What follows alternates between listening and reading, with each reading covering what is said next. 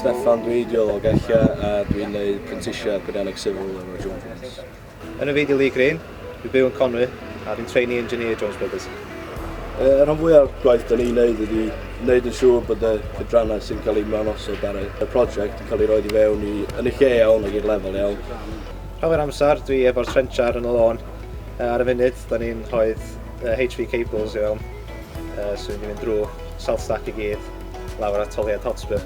Mae'n braf cael gweithio ar brosiect sy'n weddol leol i fi'n dod Gella ac gweithio'r brosiect iddo fydd i'r gymuned leol pan fydd i sorsaf yn weithredol.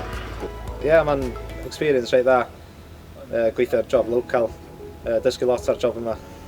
Dim llawer, ond o'n i wastad yn edrych allan am gyfleoedd mewn Peirianwyr, ond dim llawer i ddweud gwir, ond wedi dysgu lot mwy wan beth sydd ar gael am y cyfleoedd sydd yna i bobl sydd eisiau. Cyn Jones Brothers, o'n i'n gwybod llawer, nes i'n sylwein o fawr oedd engineering yn Gogledd Cymru. Edrych allan, sbiad ar wefannau cwmnïau Peirianwyr Civil, enghraifft, mae Jones Brothers yn darparu gwybodaeth am y cyfleoedd sydd ar gael yn y cwmni ac mae Gyrfa Cymru hefyd yn wefan dda i ffeindio beth sydd ar gael. Ar ôl cwblhau brentisiaeth, bod yn ddigon hyderus i gymryd safle fi'n hun ac bod yn